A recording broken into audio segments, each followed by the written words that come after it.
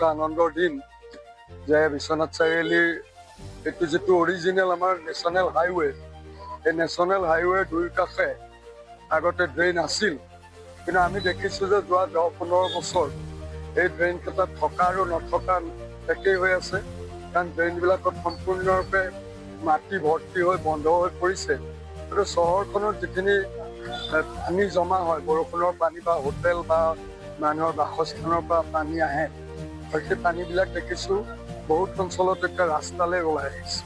আৰু শেহতীয়াকৈ আৰু ডাঙৰ সমস্যা হৈছিলে যে আমাৰ এইখিনি ড্ৰেইনৰ ওপৰেদি পানী বাগৰিবলৈ আৰম্ভ কৰিছিলে। বিভিন্ন মিডিয়াত আমি দেখিছিলোঁ। সেই সমস্যাটো কিছু হ'লেও সমাধান হৈছে বুলি ভাবিছোঁ।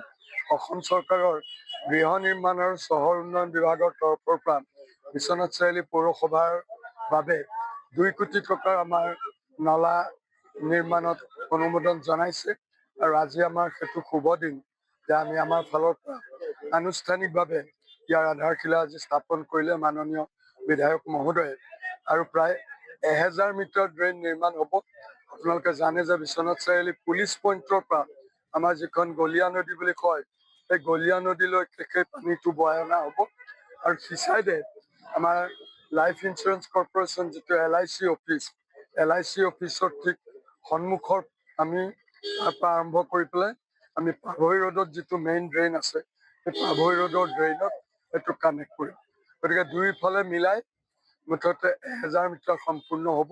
আৰু আমি আশা কৰিছোঁ যে যিবিলাক আমাৰ ভিতৰৰ নলা আছে, যিবিলাক বিশ্বনাথ ঘাটৰ নলা আছে, সেই নলাবিলাকেদি যিবিলাক পানী আহিব, সেই পানীবিলাক আহি আমাৰ এই নলাত যোগ হ'ব আৰু গোটেই পানীখিনি গৈ গলীয়া নদীত পৰিব। গতিকে আমি ভাবিছোঁ চহৰৰ যিটো কৃত্ৰিম বানপানী হয়, এই কৃত্ৰিম বানপানীৰ সমস্যা সমাধানৰ ক্ষেত্ৰত এই দুইটা নলাই যথেষ্ট সহায় কৰিব।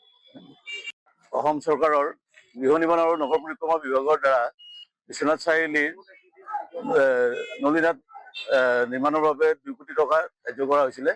আৰু সেই অনুসাৰে আজি মাননীয় বিধায়ক মহোদয় প্ৰমোদ বৰঠাকুৰ ডাঙৰীয়াৰ দ্বাৰা ইয়াৰ শিলান্যাস স্থাপন কৰা হয়। আৰু আমাৰ কাম আজিৰ পৰা আৰম্ভ কৰা হৈছে।